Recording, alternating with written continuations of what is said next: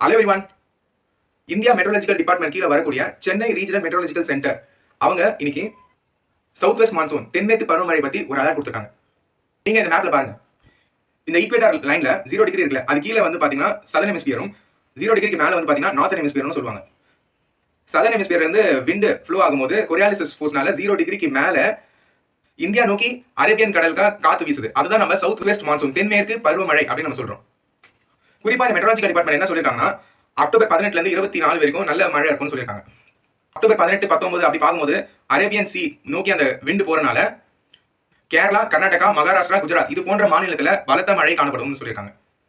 அப்படியே நாட்கள் போக போக அக்டோபர் 20 அதாவது தீபாவளி அப்போ பாத்தீங்கன்னா பே ஆஃப் பெங்கால்ல இந்த விண்ட் வந்து போகும்னு சொல்லியிருக்காங்க. அதுதான் நார்த் ஈஸ்ட் மான்சூன் வடகிழக்கு பருவமழைன்னு சொல்றோம். இதனால தமிழ்நாடு, ஆந்திரா, ஒடிசா இது போன்ற மாநிலத்துல நல்ல மழை இருக்கும்.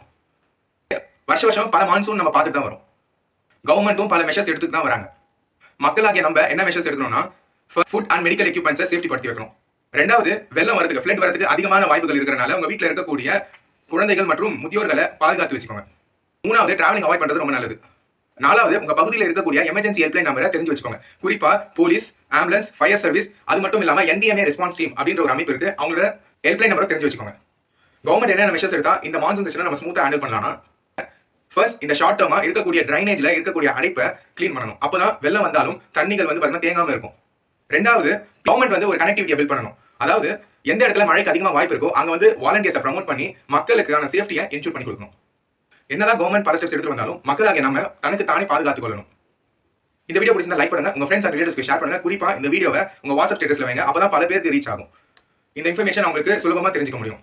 ஏன் இந்த வீடியோ சேனல் போஸ்ட் பண்றேன்னா, இந்த மான்சூன் பீரியட்ல யாருக்கும் எங்கேயும் எப்போதும் எதுவும் நடக்கக்கூடாதுன்ற ஒரு எண்ணத்துல.